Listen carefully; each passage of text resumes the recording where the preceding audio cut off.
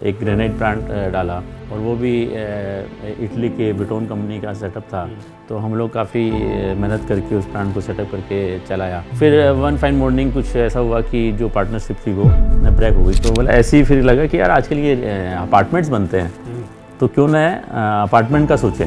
आपने अखबार में ऐड दे दिया, आपने होर्डिंग लगा दिया, आपने कोई एक लॉन्च पार्टी कर दी, प्रोजेक्ट उनसे नहीं मार्केट है। कोई ऐसा प्रोजेक्ट जिसमें आपको लगा हो कि ये डिसीजन गलत हो गया, ये प्रोजेक्ट करके गलती कर दी है और फिर आप उस प्रोजेक्ट को आपने एक सक्सेस स्टोरी में कन्वर्ट किया।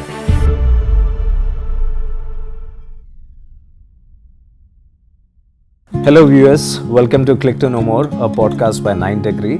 Today we have a very special guest, none other than the MD of Akshat Apartments Private Limited, Mr. Sunil Jain. Tap कर लीजिए ऐसे वो शाइन जो आ रही है, साइन तो चेहरे पे है तो कहाँ से जाएगी। रौनक कैसे हटा सकते। हाँ, आप ऐसे ट्रीट करो कि आप फाइनेंस लिख रहे हो मेरे, रादर देन से पढ़ के बोल रहे हो। मेरे को पॉडकास्ट भैया बता रहे कैसे करना है। चाय बना दूं? हाँ बेटा चाय बना, तू अदरक पहले कूट ले क्योंकि माइक में आवाज आएगी।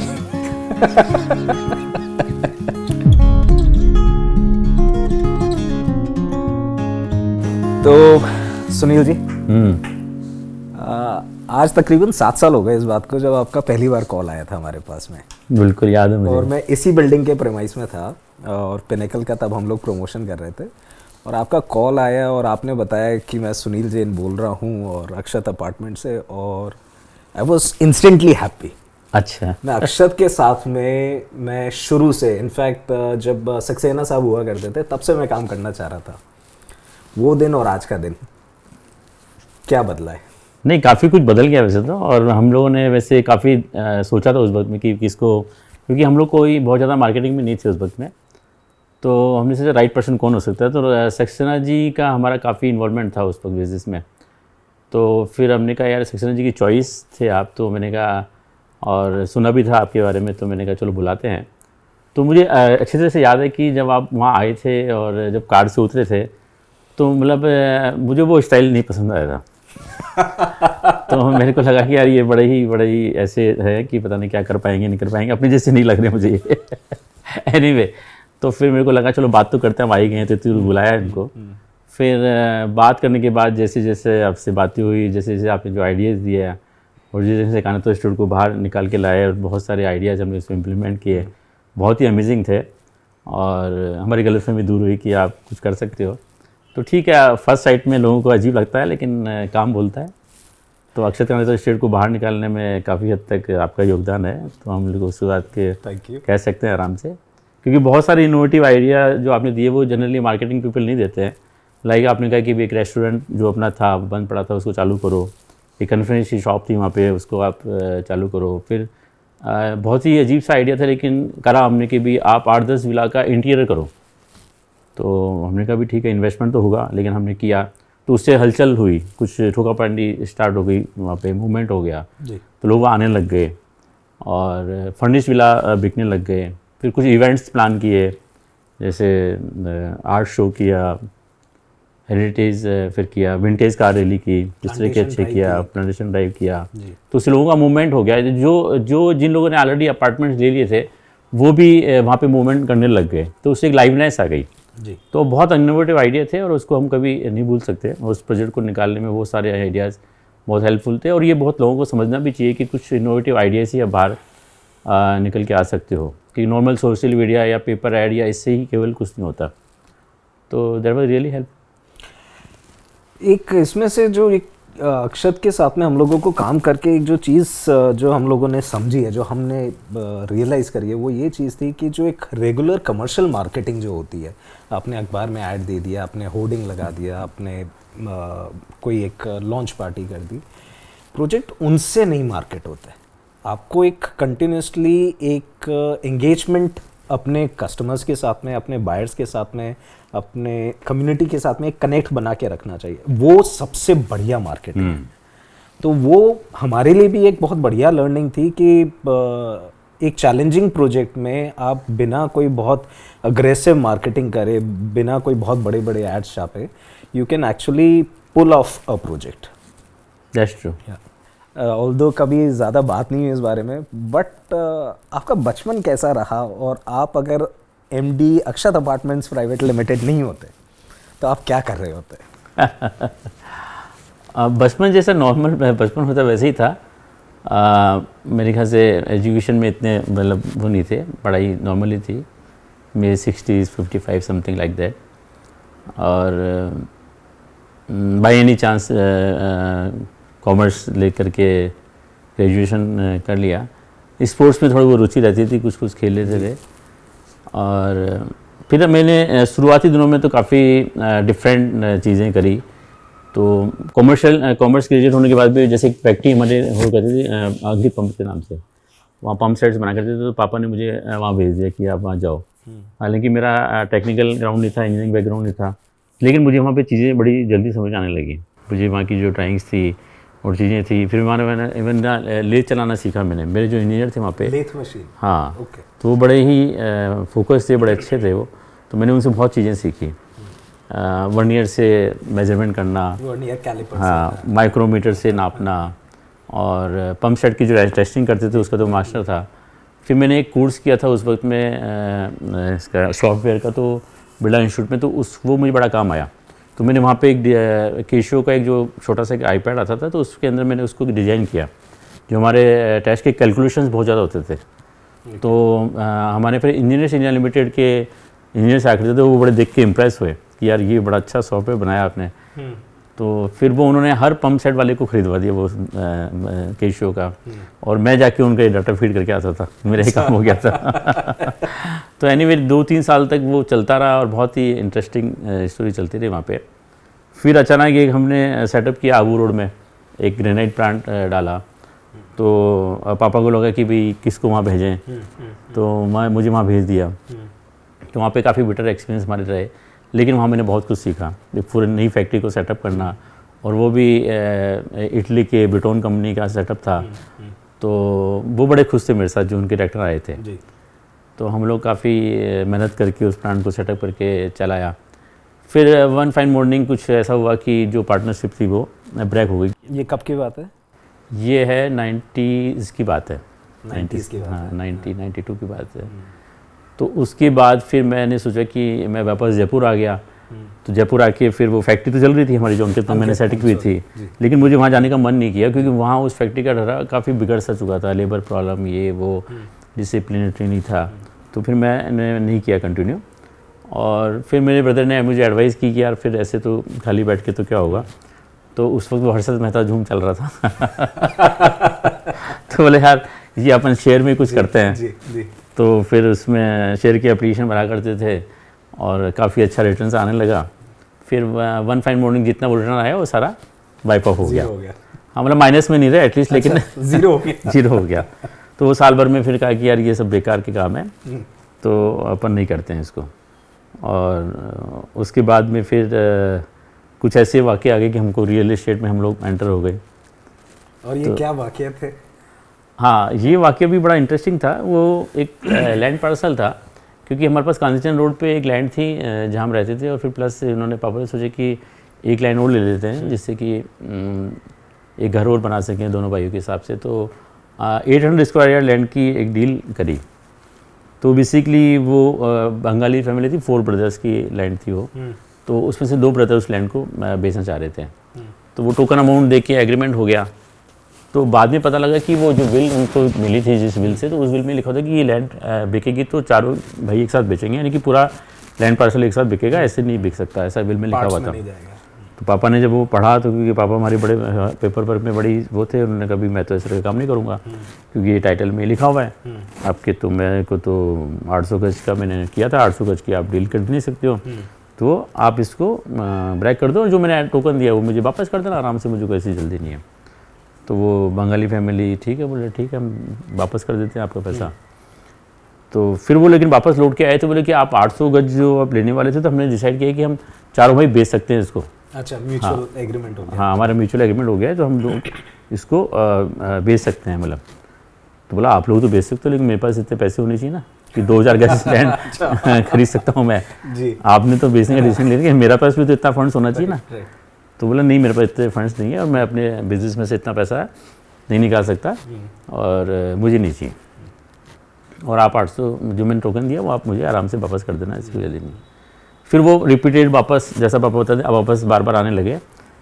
फिर संभव उन्होंने कन्विंस कर लिया 2000 गज लैंड के लिए, और पापा इसलिए भी कन्विंस हो गए कि वहाँ 2 प्लॉट छोड़ के एक जेडी का ऑक्शन हुआ, वो हमने जैसे जो प्राइस में उनसे डील की थी उससे 30-40 प्राइस हाई में वो ऑक्शन हुआ लैंड। अच्छा, सेम रोड पे, ओके 2-3 प्लॉट के आगे ही।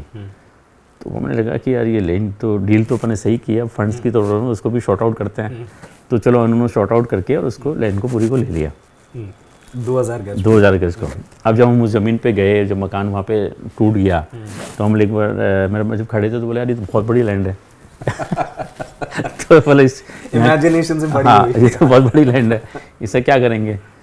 तो बोले ऐसे ही फिर लगा कि यार आजकल ये अपार्टमेंट्स बनते हैं तो क्यों ना अपार्टमेंट का सोचें। फिर हमारे एक नून आर्किटेक्ट थे अहमदाबाद के, तो हमने कहा कि भाई आप इसकी प्लानिंग करके दो। उन्होंने उस वक्त में ऑटोकैड सिस्टम नहीं था, कंप्यूटर सिस्टम नहीं था, हाथ से वो ट्रेसिंग करके ब्लूप्रिंट पे नक्शे बनाते थे, ड्राफ्ट करके, और बड़ी मेहनत से।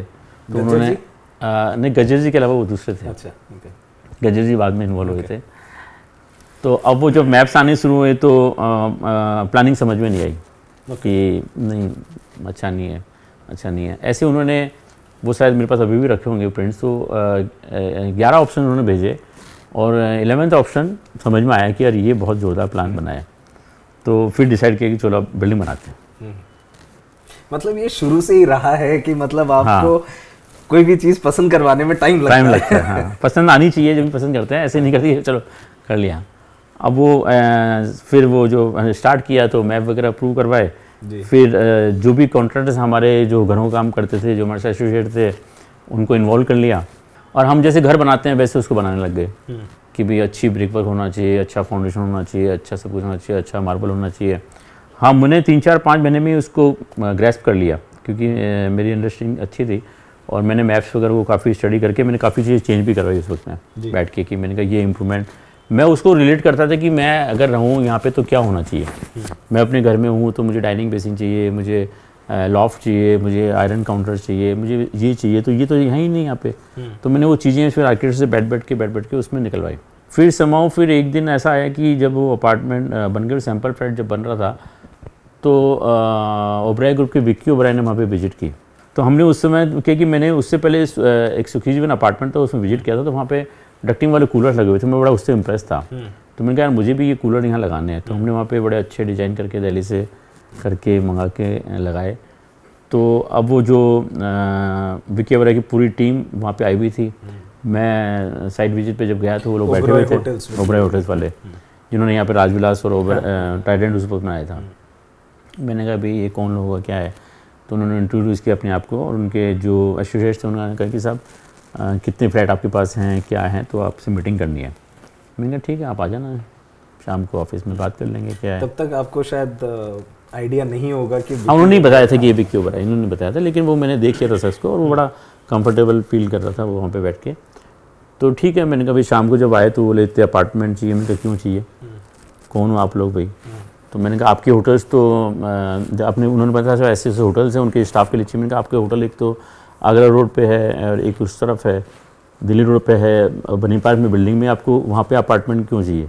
मुझे तो समझ में नहीं आ रहा। तो बोला आपको उस फेज से क्या फ़र्क पड़ता है। मैंने कहा फ़र्क पड़ता है मुझे बताना पड़ेगा आपको कि भाई आपको लोकेशन सूट ही नहीं कर रही है, फिर आपको यहाँ अपार्टमेंट चाहिए। तो बोले जी सच बात ये है कि हमने पूरा जयपुर शहर छान मारा और ऐसी क्वालिटी की बिल्डिंग हमने कहीं भी नहीं देखी है, तो हमने डिस्टेंस को इग्नोर कर दिया है। तो फिर डील हो गई, उन्होंने 14 अपार्टमेंट्स बाय किए। अच्छा, वो आज भी हैं उनके पास में? नहीं, उन्होंने कुछ तो फिर सेल कर दिए, कुछ है अभी भी। अच्छा, तो उन्होंने 14 अपार्टमेंट्स बाय किए। फिर पूरी बिल्डिंग फिर भर गई, बाद में तो घर बनना ही था। तो पहली बिल्डिंग में अच्छा रेस्पॉन्स मिला, और उस वक्त हमने mirror polish marble, wardrobes, fans, geyser जो जनरली होते नहीं थे वो सब हमने किए। और हमको बाद में बताया कि जो जयपुर से आपका कंपटीटर था वो उसने 800 रुपये का रेट कोट किया था और हमारा रेट 1200 रुपये में फाइनल हुआ था।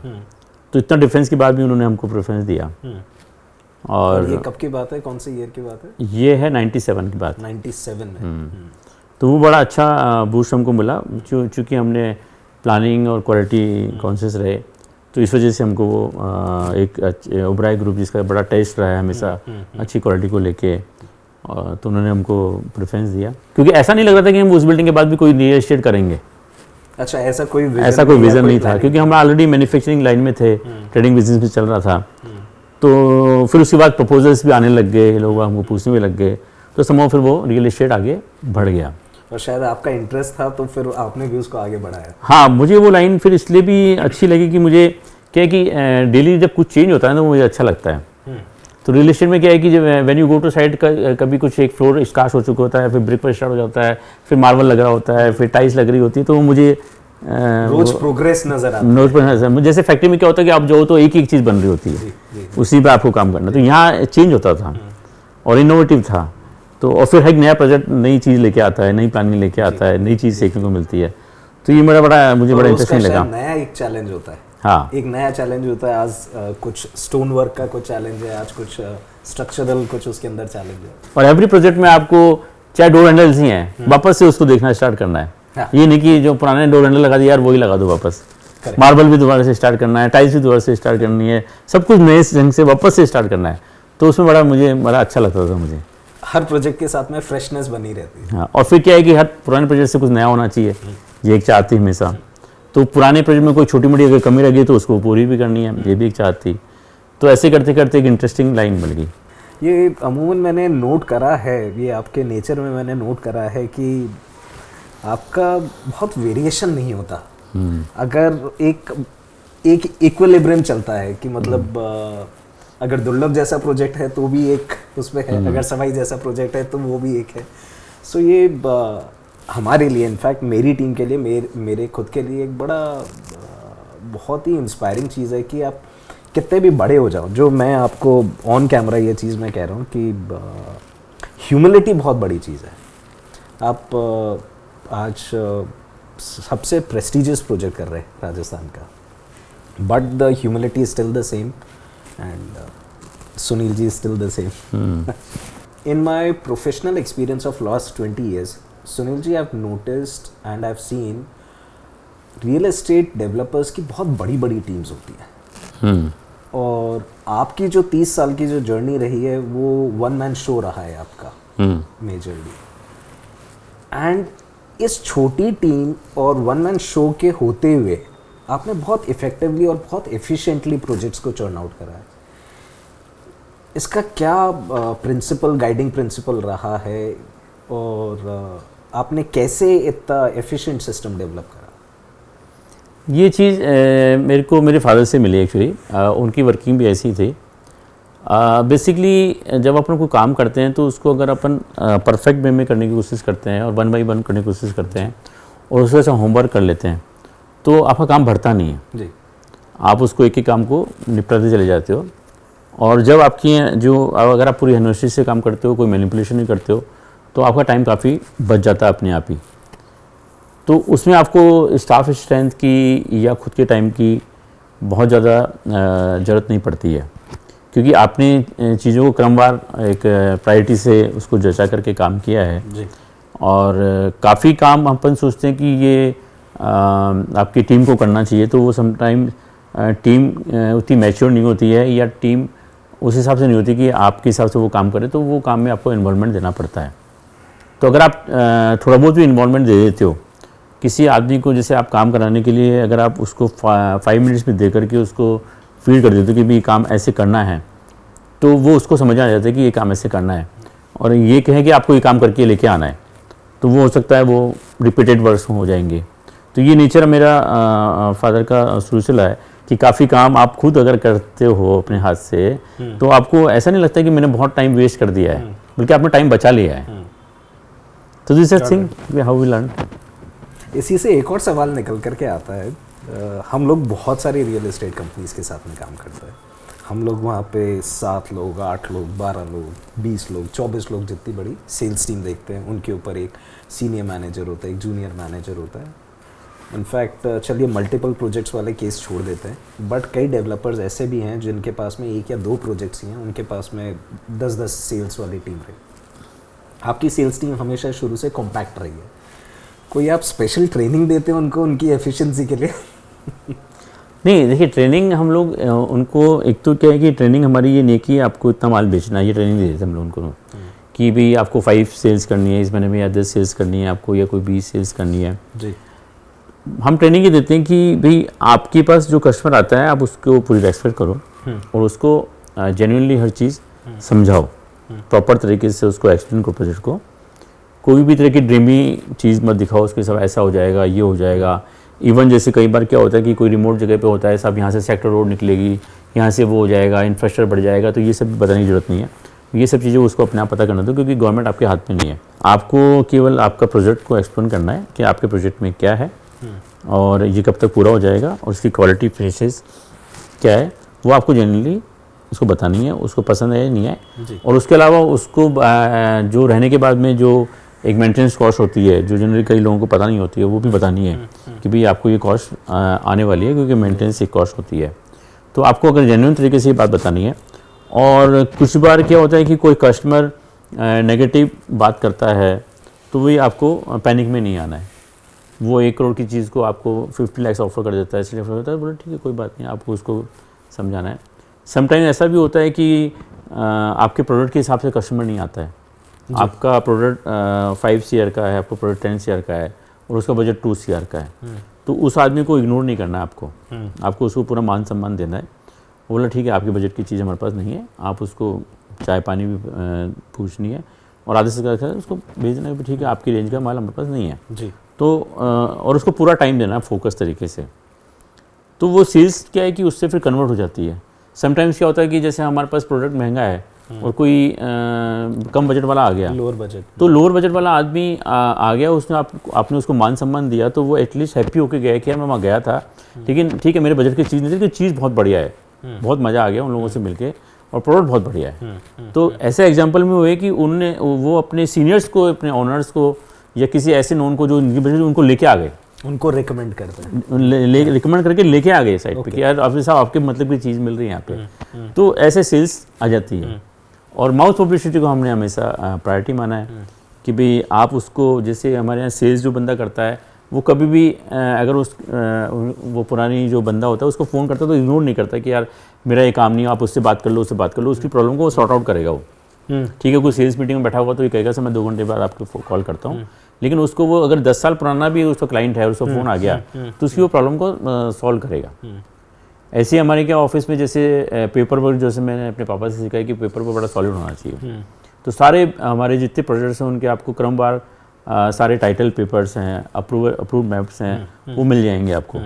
तो कभी भी जैसे 15 ईयर्स बैक बिल्डिंग में कोई आता है और उसको लोन लेना है, या उसने फ्लैट को रीसेल कर दिया और उसको जो नया बायर है उसको लोन लेना है, तो वो नया बायर भी हमको अप्रोच करता है कि यार मैंने उस बिल्डिंग में फ्लैट लिया है और मुझे लोन लेना है और मुझे ये पेपर्स मिल नहीं पा रहे हैं, तो हम उसको पेपर्स 5 मिनट के अंदर दे देते हैं। तो न तो हमारा बायर रहा है, वो परचेज उससे कर रहा है, लेकिन उसका कितना बड़ा काम हो जाता है जी। तो कहीं ना कहीं वो हमारी माउथ पब्लिसिटी फैल जाती है, तो इससे हमको बड़ा फ़ायदा मिलता है।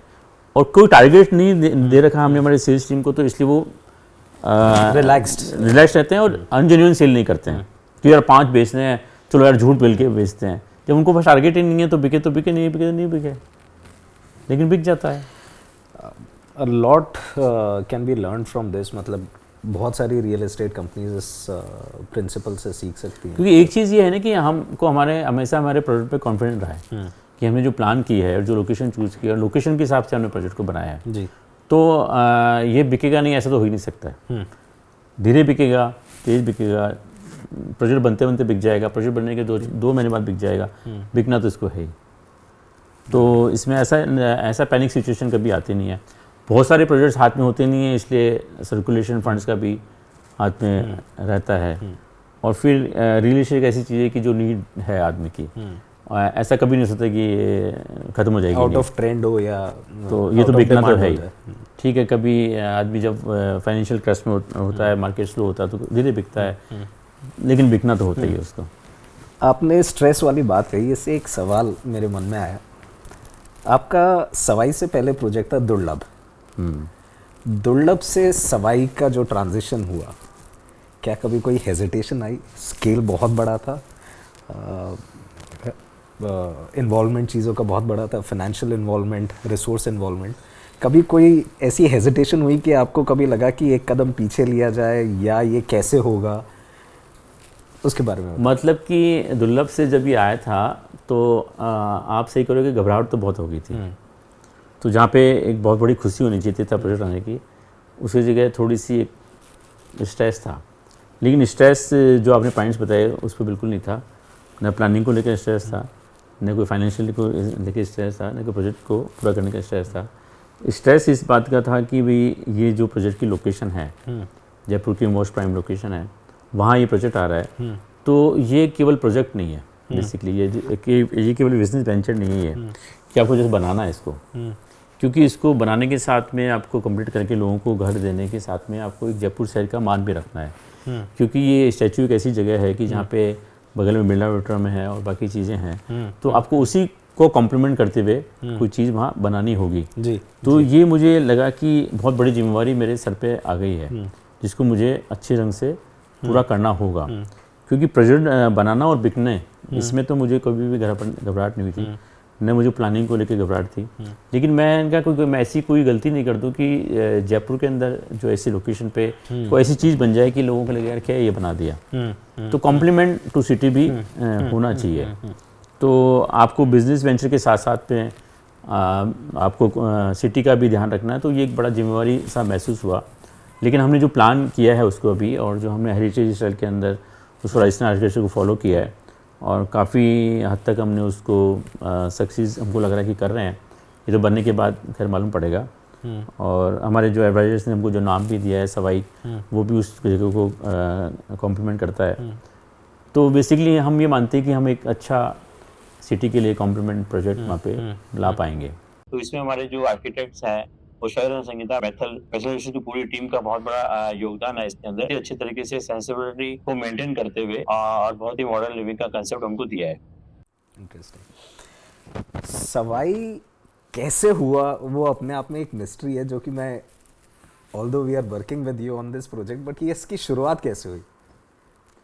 शुरुआत ऐसी हुई थी कि जब and if I am not wrong Sunil ji, Sawai was a project जो कि काफ़ी टाइम से चल रहा था, जो कि काफ़ी टाइम से पाइपलाइन में था। वो अलग अलग आर्किटेक्ट्स के पास में गया या नहीं गया, या डेवलपर्स के पास में गया, फाइनली ये आपके पास में आया। तो ये पूरा प्रोसेस स्टार्ट कैसे हुआ?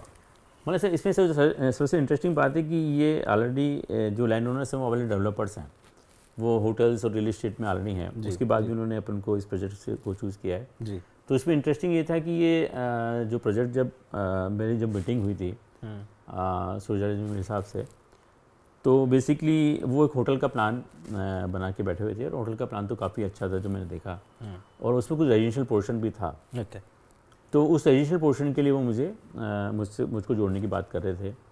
लेकिन मैंने जब प्लान देखा तो मुझे समझ ये समझ में नहीं आया कि इस होटल कॉम्प्लेक्स के साथ में रेजिडेंशियल कैसे बनेगा, और जिस तरह की मेरी क्लाइंटेज है वो यहाँ पे कैसे सेट होगी। तो मुझे कुछ समझ में नहीं आया। दूसरा मुझे ये भी लगा कि इस जगह पे जो लोकेशन पे होटल बनाया जा रहा है, तो वो मुझे इकोनॉमिकली वायबल लगा नहीं। हालांकि लैंड उनकी थी, विज़न उनका था, तो मुझे उस पर कमेंट्स करने का कोई मौका नहीं मिला, और मुझे कमेंट्स करना भी नहीं चाहिए था उस वक्त में। तो लेकिन मैं मन में सोच रहा था कि यार यहाँ पे मान लो 20,000 का रूम बेचेंगे, 25,000 का रूम बेचेंगे, तो आज कुकर्स में भी 25,000 का रूम बिक जाता है, जो यहाँ से 20% 10% प्राइस होगी यहाँ डेफिनेटली। तो एनीवे उनका डिसीजन था, दे आर रेनाउंड बिजनेसमैन। तो मैं ये बात का काउंटर मैं नहीं कर पाया कि भैया आप क्यों होटल बना रहे हो यहाँ पे।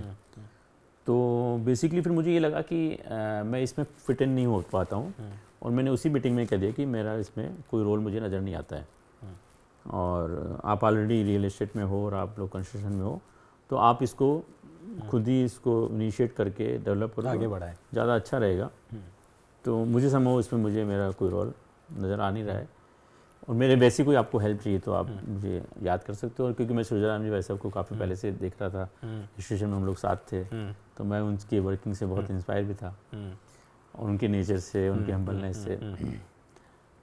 तो फिर बेसिकली जब हम लोग गेट पे थे, ऐसी कैजुअल टॉक हो रही थी, तो जब मैंने कह दिया कि भाई अगर आपको लगता है कभी भी कि इसको पूरा रेजिडेंशियल बना सकते हो, तो मैं इसके लिए तैयार हूँ और आपको इससे बहुत अच्छा रिलेशन मिल सकता है। तो चूंकि वो गेट बात पे हो रही थी तो उन्होंने कुछ बोला नहीं और बात खत्म हो गई, लेकिन समय उनको बात क्लिक कर गई होगी शायद, तो उन्होंने वापस मीटिंग करी कि बोले वो आपकी बात हमको समझ नहीं है आप जो उसमें बोल रहे थे। तो फिर वहाँ से ये कहानी स्टार्ट हुई। तो मैंने कहा इसको पूरा प्योरली रेजिडेंशियल बनाते हैं, यहाँ पे हाई एंड रेजिडेंशियल बन सकता है, अच्छी रेट में यहाँ पे माल बेच सकता है जी। और जो फंड्स यहाँ से क्रिएट होगा आप उससे काफ़ी सारे होटल्स बना सकते हो। जी थोड़ी सी आपके पास लैंड ऑलरेडी है अभी, कुछ नई लैंड भी ले सकते हो और आप एक होटल की जगह 4 होटल बना सकते हो इस पैसे से। तो अगर आपके पास टीम है तो उनको वो समझ में आया। तो उसके बाद फिर हमने कहा कि ठीक है आप इसका प्लानिंग स्टार्ट करो। तो हमने इस पे करके बात आगे बढ़ गई। अभी बात करते करते त्रिशला के अंदर 2 यूनिट्स की जो बात कर रहे थे, एक और सवाल आया मन में, वो ये था कि हमने अमूमन बहुत सारे प्रोजेक्ट्स जितने भी देखे उनमें डेड इन्वेंट्री आ जाती है। आपके प्रोजेक्ट्स में नॉन प्रेफर्ड इन्वेंट्री भी कंफर्टेबली निकल जाती है, उसका सीक्रेट क्या है? नॉन प्रेफर्ड इन्वेंट्री भी निकल जाती है क्योंकि बेसिकली क्या होता है कि ओवरऑल जो डिज़ाइन होता है प्रोजेक्ट का या जो डेवलपमेंट होता है, जो फिनिशेस होती है, तो वो बेसिकली इतनी प्रायोरिटाइज हो जाती है बंदे को कि उसको लगता है कि नॉन यूनिट भी लेना यहाँ ठीक रहेगा। तो वो जब कंपेयर करता है दूसरे प्रोजेक्ट से तो बोला यार ओवरऑल एम्बियंस जो है इस प्रोजेक्ट का अच्छा है, ग्रीनरी है, डेवलपमेंट है, फिनिशेस है, लोग अच्छे हैं। सबसे अच्छी बात होती है कि लोग अच्छे होते हैं जो मूवमेंट ऑलरेडी कर चुके होते हैं जी। तो वो हम लोग क्या करते हैं कि जब सेल्स करते हैं तो एक हमारी गाइडेंस ये होती है कि लाइक माइंडेड पीपल्स की लोगों को वहाँ पे हम लाने की कोशिश करते हैं। बहुत डिफरेंट लोगों को वहाँ पे बसाने की कोशिश नहीं करते क्योंकि हमारा ये कोई टारगेट नहीं कि हम डिफरेंट कल्चर के लोगों को हम वहाँ ला करके एक यूनिटी बनाने की कोशिश करें। ये हो सकता है हमारे पास कमी भी हो या लोगों की जो नीड है हमको लगता है कि भी ये एक माइंडसेट के पीपल जैसे बिजनेसमैन तो बिजनेसमैन ही हो, सैलरी क्लास हो सैलरी क्लास ही हो, तो वो उसको लगता है कि यार यहाँ मैं जम पाऊँगा। तो इसलिए भी हमारे पास नॉन प्रॉफिट यूनिट बिक जाते हैं, ये एक कारण हो सकता है। And plus location and construction जो आप जो जिस हिसाब से प्लान करते हैं वो अपने आप में। फिर हम क्या सोसाइटी फॉर्मेशन से लेकर सोसाइटी रनिंग में भी बड़ी हेल्प करते हैं। ओके। तो जब वो नॉन प्रेफर्ड यूनिट बिकते हैं तो उस वक्त सोसाइटी फॉर्म हो चुकी होती है, उसका जो भी मेंटेनेंस का वर्क होता है वो स्टार्ट हो चुका होता है, तो लोगों को लगता है कि यार बाकी चीज़ यहाँ पे प्लस है, तो एटलीस्ट एक कंफर्ट लाइफ हमको यहाँ मिलेगी। अब ठीक है हमारे पास कोई व्यू नहीं है या हाइट नहीं है तो ठीक है कोई बात नहीं, बाकी चीज़ें यहाँ पे अच्छी है जी।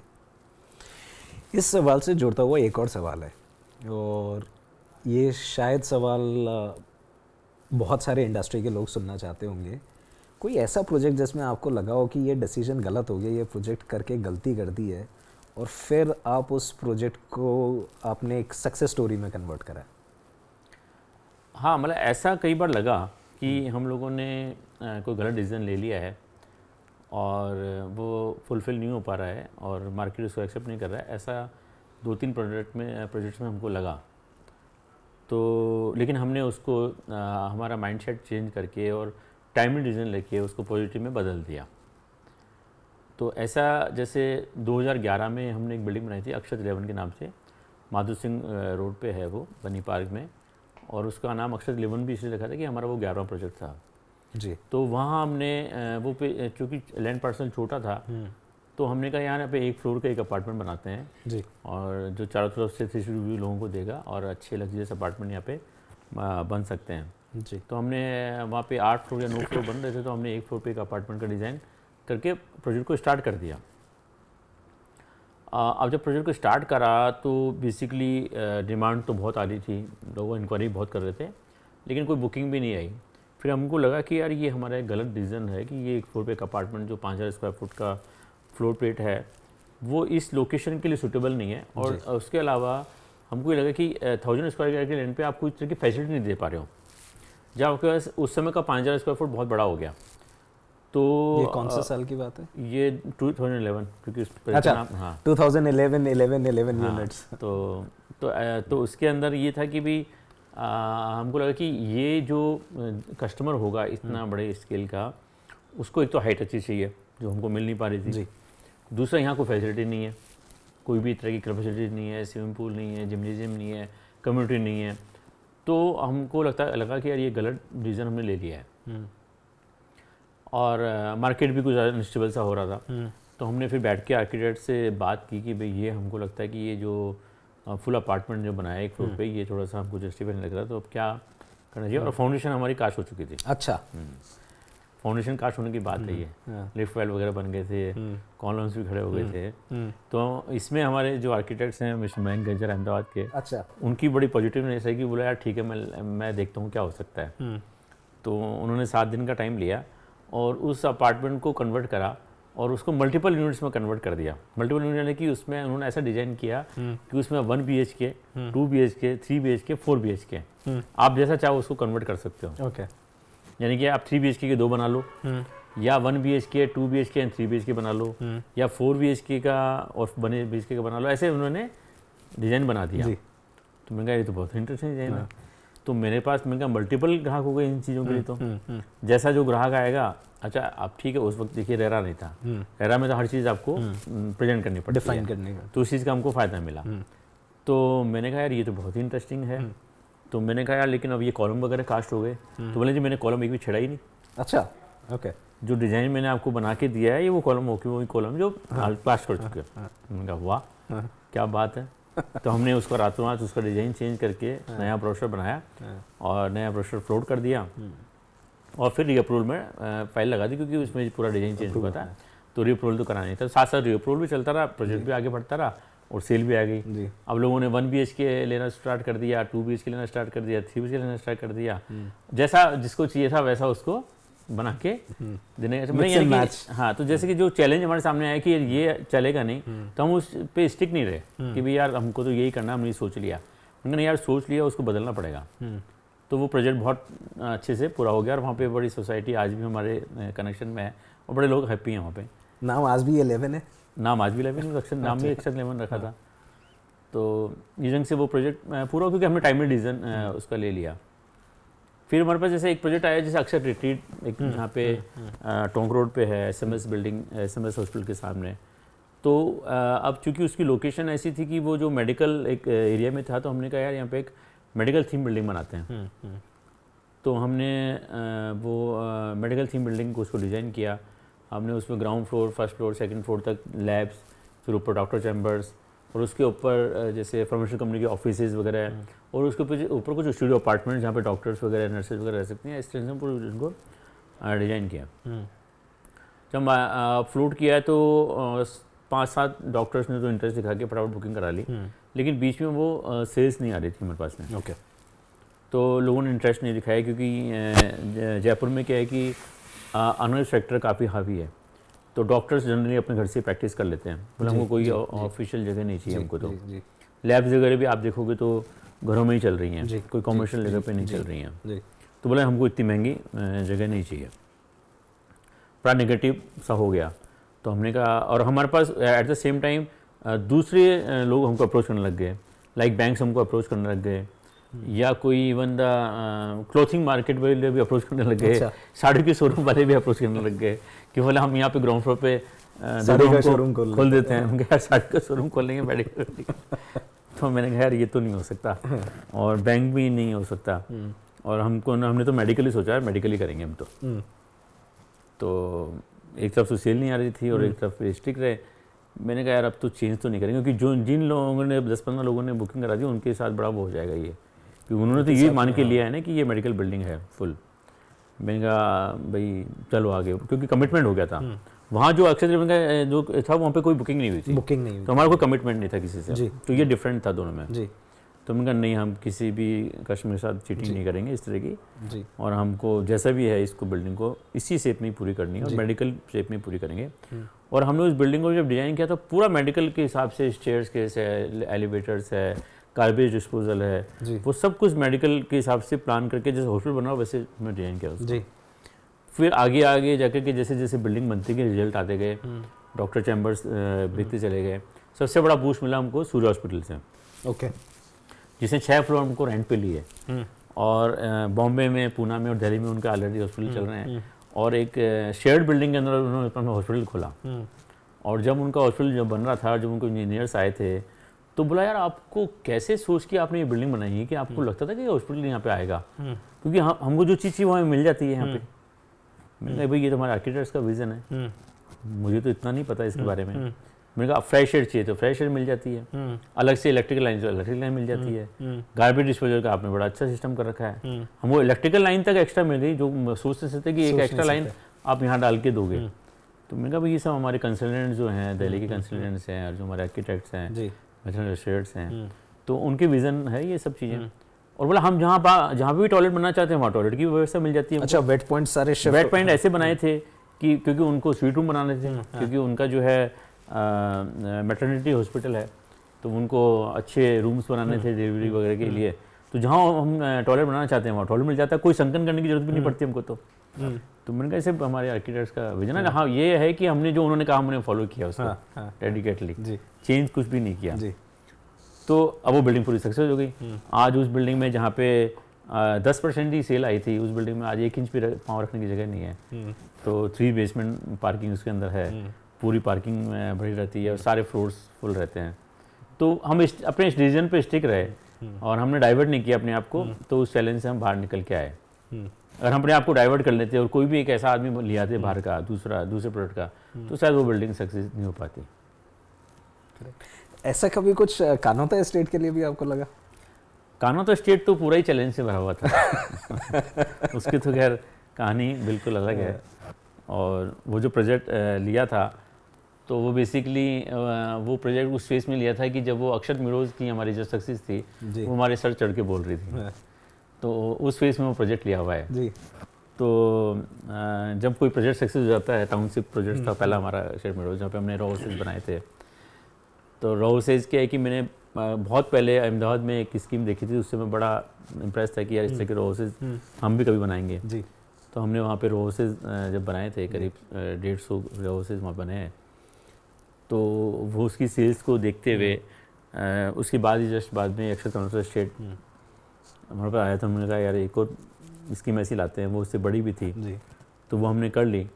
लेकिन अब वो उससे वो कुछ तो लोकेशन जो आगरा रोड उसमें इतना पॉपुलर नहीं थी और कुछ मार्केट भी फिर थोड़ा सा बैठना शुरू हो गया था।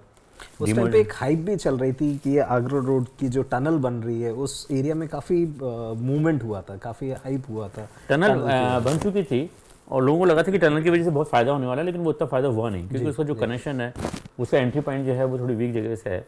एनीवे फ़ायदा तो कर है ही।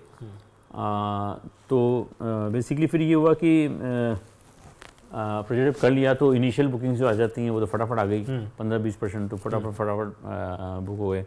बाद में फिर कुछ फेजेज ऐसा है जिसमें डिमोडरेशन भी हुआ और रेरा जीएसटी का भी इम्प्लीकेशन आया, तो कुछ मार्केट फिर डाउनफॉल में भी था। तो क्योंकि जब डाउनफॉल आता है तो लोग सोचते हैं कि अब थोड़ा अपने पास पैसा सेव रखो, इन्वेस्ट मत करो, हालांकि उनको घर की जरूरत होती है, होल्ड करते हैं। तो लेते तो हैं लेकिन वो होल्ड कर लेते हैं। तो ऐसी सिचुएशन वहाँ पे आई हमारे सामने, तो हमने कहा कि भाई ये तो बहुत ही सेल्स डिप हो गई है। तो लेकिन अब वो हमारा कंस्ट्रक्शन फुल स्विंग पे था, लेकिन जी कंस्ट्रक्शन को हमने कभी नहीं रोका जी, क्योंकि हमारी कमिटमेंट 20% लोगों से हो चुकी थी। तो हमने कहा यार इनको तो बसाना पड़ेगा ना, तो इनका क्या करेंगे फिर, ये तो है नहीं कि भी ये तो उनको क्या डिले तो कर नहीं सकते हैं जी। पैसा जैसे भी फाइनेंस करके जैसे करके लगा रहे थे, कर रहे थे। तो मैंने कहा फिर अब ये प्रोजेक्ट, फिर लोगों ने राय दी कि भी इस तरह के प्रोजेक्ट में मार्केटिंग की ज़रूरत पड़ती है, क्योंकि आपने अभी तक जो बनाया है उसमें छोटे प्रोजेक्ट्स थे या ऐसी जगह पे थे प्राइम लोकेशन में, मार्केट की ज़रूरत नहीं थी। तो हमने कहा ठीक है, हम तो किसी को ऐसा जानते ही नहीं है जी। एक दो लोगों को जानते हैं तो चलो बुलाते हैं उनको, बात करते हैं। तो हमने मतलब 9 डिग्री स्टूडियो आपको बुलाया हमने। तो जो अच्छे आइडियाज़ जो हमको मिले मार्केट एजेंसी से वो काफ़ी रिमार्केबल थे, क्योंकि जनरली कोई मार्केट एजेंसी इस तरह के आइडिया देती नहीं है, और वो बड़े कारगर सिद्ध हुए वहाँ पे। वो आइडियाज़ काफ़ी कारगर सिद्ध हुए और ट्रांसफॉर्मेशन हुआ प्रोजेक्ट का। और जो प्रोजेक्ट हमने से 50 लाख में बेचा था उसको हमको 40 लाख में बेचना पड़ा था जी। और वो वापस जाके वही साइज़ का प्रोजेक्ट 80 लाख में बिका वहाँ पे जी। इस तरह की वहाँ पे स्टोरी है और आज एक बेहतरीन प्रोजेक्ट है वो। उसका डेवलपमेंट एस्टेट हमारे लिए भी एक बहुत बड़ी केस स्टडी है। इनफैक्ट मेरे खुद के पर्सनल करियर में as a marketing consultant Kanota estate ने हमको जो एक स्टेबिलिटी और मैच्योरिटी दी है कि आप एक रेगुलर मार्केटिंग से हट करके, जब आप अनकन्वेंशनल मार्केटिंग से हट करके अब जब आप कम्युनिटी की तरफ बनाने के लिए मार्केटिंग करते हैं, उसका result is far better than newspaper ad या रेगुलर कमर्शियल एडवर्टाइजिंग। क्या सवाई जैसा जो प्रोजेक्ट है आप उसको वर्ल्ड क्लास प्रोजेक्ट कंसिडर करेंगे? हाँ। वर्ल्ड क्लास प्रोजेक्ट आपके हिसाब से सवाई बिल्कुल बनता है। हाँ, लेकिन आपने सवाल पूछा इसलिए मैंने जवाब दिया हाँ। मैं अपने मुँह से कभी ये बात नहीं बोलूँगा, लेकिन मैं ऐसा सोचता हूँ कि वर्ल्ड क्लास प्रोजेक्ट बनेगा ही। डेफिनेटली। आपको कैसा महसूस होता है जब प्रोजेक्ट स्टार्ट हुआ था और आज जब ये शायद राजस्थान का सबसे एम्बिशियस प्रोजेक्ट है, this is the most talked about project, कैसा महसूस होता है आपको इस बारे में? अच्छा लगता है कि इस तरह का प्रोजेक्ट मुझे मिला है, क्योंकि ये नॉर्मल प्रोजेक्ट नहीं है, ये बिजनेस वेंचर नहीं है जैसे मैं आपको पहले बताया था।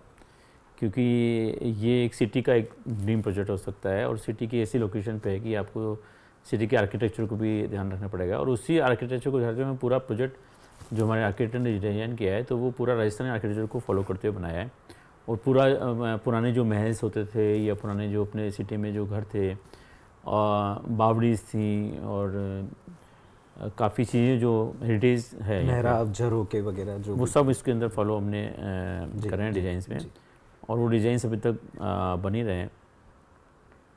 और चूँकि इसकी क्लास एक अलग है, बायर्स इसके बड़े ही अलग क्लास के लोग हैं, तो हमने उनको बहुत कैटर किया है कि उनकी नीड क्या है जी। और जयपुर के अंदर जैसे सिटी ग्रो कर रहा है, हाई इनकम के लोग ग्रुप के लोग काफ़ी बढ़ रहे हैं और बंगलों को छोड़ के लोग अब फ्लैट्स में आना चाहते हैं। ये एक बहुत अच्छा बात यहाँ पे हुई है जी। क्योंकि छोटी फैमिलीज होने लग गई, सिक्योरिटी की प्रॉब्लम होने लग गई, फैसिलिटीज़ नहीं है, तो बड़ी बड़ी कोठियाँ बड़ी प्राइम लोकेशन पे है, वो वहाँ पे से छोड़ के फ्लैट्स में आना चाहते हैं।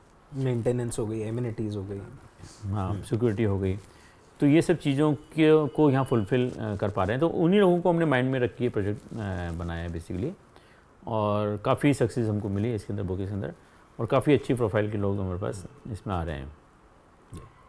आपको लगता है जयपुर में एक और सवाई जैसे प्रोजेक्ट जितनी कैपेसिटी है, जयपुर उस तरह के प्रोजेक्ट को और एब्जॉर्ब कर पाएगा? हाँ, सवाई देखिए क्या है कि कोई बहुत बड़ा प्रोजेक्ट नहीं है, मीन्स स्केल इसकी बड़ी है, 5 एकड़ लैंड है, लेकिन इसमें 96 यूनिट्स ही हैं। तो ऐसा नहीं है कि 96 यूनिट्स का यहाँ पे एपेटाइट है, यहाँ पे बहुत अच्छे अपार्टमेंट्स का एपेटाइट है यहाँ पे। मतलब ये ऐसा नहीं है कि सवाई आने के बाद ये एपेटाइट, ये बहुत पहले से भी था रिक्वायरमेंट। तो ओके। बेसिकली क्या होता है कि बहुत से लोग का माइंडसेट है कि हमको अपार्टमेंट में नहीं जाना है, तो वो अपार्टमेंट में नहीं जाने के बहुत सारे कारण होते हैं। May be location, may be development of the project, may be design of the project, may be size of the project. तो अगर अपन सवाई जैसी लोकेशन पे सवाई जैसा प्रोजेक्ट बनाते हैं तो मुझे नहीं लगता है कि यहाँ पे 100 यूनिट की जगह 200-300 यूनिट भी यहाँ पे खप सकते हैं आराम से, क्योंकि इतनी डिमांड है, इतनी नीड है लोगों की। क्योंकि ये एक ऐसी स्किल है कि जो वेट ऑन वॉच करता है, ये जब आते हैं बाहर की, जब उनको लगता है कि हमारे लायक प्रोडक्ट है, ओके, इनकी नीड नहीं होती, बोला अब जो वो जहाँ है वहाँ सेटिस्फाइड है। तो अगर इस तरह की कंपेरेबल चीज़ आती है जो उनकी नीड को फुलफिल करती है, तो ज़रूर इस तरह के अपार्टमेंट और आ सकते हैं। आने वाले टाइम में क्या हम जयपुर में 30-32 हज़ार रुपये स्क्वायर फीट तक की प्राइसिंग देख सकते हैं लग्जरी प्रोजेक्ट्स में? हाँ, मेरे ख्याल से जो लैंड प्राइसेस अभी जो बढ़े हैं, जिस रंग से लैंड की जो स्कैर्सिटी है प्राइम लोकेशंस पे, अगर आप लैंड के हिसाब से, क्योंकि इस तरह के प्रोजेक्ट में क्या होता है कि आप हाई डेंसिटी प्रोजेक्ट नहीं बना सकते। जी जी। इसमें लैंड का जो कॉस्ट बहुत ज़्यादा होती है, या आप 2 BR या 2.2 BR या 2.5 BR तक आप इसे बना सकते हो। जनरली अपन देखते हैं कि बाहर के जो प्रोजेक्ट में 4 BR या 5 BR तक चले जाते हैं जी। तो उसमें लैंड का कंपोनेंट बहुत कम होता है जी। तो इसमें लैंड की कॉस्ट बहुत ज़्यादा है, और लैंड प्राइसेस जिस से शूटअप हो रहे हैं, तो 30,000 स्क्वायर यार्ड में भी उसके लिए सस्ता है। क्योंकि अगर वो एक प्लॉट खरीदता है कोई अच्छी जगह पे, वैशाली नगर या निर्माण नगर या कोई तिलक नगर में, तो उस लैंड प्राइस पे अगर वो बंगलो बनाता है अपना, तो इससे बहुत महंगा वो बनेगा उसको जी। प्लस उसको बहुत टाइम वहाँ पे स्पेंड करना पड़ेगा, और प्लस उसको बहुत फैसिलिटीज़ नहीं मिलेगी जो है मिल पा रही हैं। तो अगर देखा जाए तो 30 में बहुत कम प्राइस है इस तरह की लोकेशंस पे। Jaipur in terms of real estate pricing पर स्क्वायर फीट में अपने पोटेंशियल पे है, जो जिस तरह की इनकम यहाँ पे ग्रो हुई, जैसे इंडस्ट्रीज आ रही हैं यहाँ पे, और जैसे लोगों के बिजनेस ग्रो हो रहे हैं, तो जस्टिफाई करता है उस बात को। क्या कभी आपको ऐसा लगा है कि यहाँ पे जितनी जो कोई भी रियल एस्टेट कंपनीज हैं और जो डेवलपर्स हैं जितना भी काम करते हैं वो उसके हिसाब से यहाँ पे रियल एस्टेट डेवलपर्स को उतना उनको रिटर्न मिलता है रिटर्न के इन अगर आप कंपैरिजन टू, अगर हम कंपैरिजन करते हैं दिल्ली, मुंबई, एनसीआर या और दूसरे मेट्रोपॉलिटन शहरों से, वहाँ पे एक प्रोजेक्ट करा जाता है तो वो लार्ज स्केल का प्रोजेक्ट होता है, रिटर्न होता है।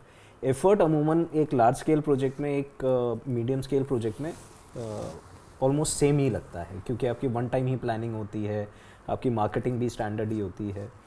तो क्या वो रिटर्न मिल रहा है जयपुर में? रिटर्न को अगर कंपेयर करते हैं मैंने बॉम्बे या दिल्ली से, तो यहाँ रिटर्न कम है। लेकिन ऐसा नहीं है कि कम होने के बाद भी वो जस्टिफाइड नहीं है, आपको कोई बाइबल नहीं है, बाइबल तो फिर भी है जी। तो अगर वहाँ रिटर्न ज़्यादा है तो वहाँ पे और चीज़ें की कॉस्ट बहुत ज़्यादा है। Right right. तो ठीक है, देखिए जो सिटी की बात है, अगर आप जयपुर में है तो जयपुर के साथ सोचना पड़ेगा, आप दिल्ली में दिल्ली के साथ सोचना पड़ेगा, बॉम्बे में तो बॉम्बे से सोचना, अगर आप अमेरिका में तो अमेरिका से सोचना पड़ेगा। तो वो जो रिटर्न की अगर बात करें तो हर सिटी का स्केल बदल जाता है। राइट। तो वो तो एक डिफरेंट जो सिटी टू सिटी रहेगा वो तो रहेगा ही। हाँ, लेकिन जयपुर जिस ढंग से ग्रो कर रहा है और जिस ढंग से यहाँ पे हाई नेट वर्थ के लोग यहाँ बढ़ रहे हैं तो ठीक है, मार्जिन भी बढ़ ही रहे हैं। एक और इस पॉइंट से रिलेटेड एक और सवाल ये आता है कि गवर्नमेंट पॉलिसीज़ को लेकर के डू यू थिंक कि state government can do it better for real estate इन राजस्थान? मेरे हिसाब से तो काफ़ी कमी है। ठीक है, उनकी भी एक अपनी लिमिट्स हैं, तो वो उस लिमिट्स को लेते हुए डिज़ाइंस करते हैं और बायलाज बनाते हैं जी। उन बायलाज में हम लोग इन्वॉल्व भी होते हैं कई बार और इम्प्रूवमेंट कराने की कोशिश करते हैं। काफ़ी हद तक हम लोग सक्सीड होते हैं, काफ़ी हद तक नहीं भी हो पाते हैं जी। तो काफ़ी चीज़ें ऐसी हैं कि अगर उसको अगर गवर्नमेंट ऑफिसर्स मान जाएं तो इम्प्रूवमेंट हो सकते हैं, क्योंकि जिस ढंग से शहर फैल रहा है, दूरियां बढ़ रही है और इंफ्रास्ट्रक्चर अवेलेबल नहीं है, ट्रांसपोर्ट अवेलेबल नहीं है, तो लोगों को सिटी में घर चाहिए और सिटी में घर के जो कंस्ट्रक्शन रेशियो है वो बहुत कम है अभी।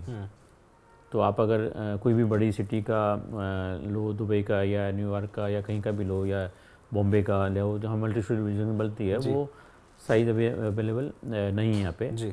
और सेट बेस के प्रोपोर्शन में जो हाइट है वो काफ़ी कम है जी। और रोड विड्थ के प्रोपोर्शन में भी हाइट कम है, तो वो बढ़ाने की ज़रूरत है। तो उसके दो फायदे हैं कि आपको एक तो घर सिटी में मिल जाएंगे, दूसरा लोगों को अफोर्डेबल हाउस मिल सकता है जी, जी। तो अब ये विज़न धीरे धीरे यही आता है गवर्नमेंट को, एकदम से चेंज नहीं कर सकते हैं।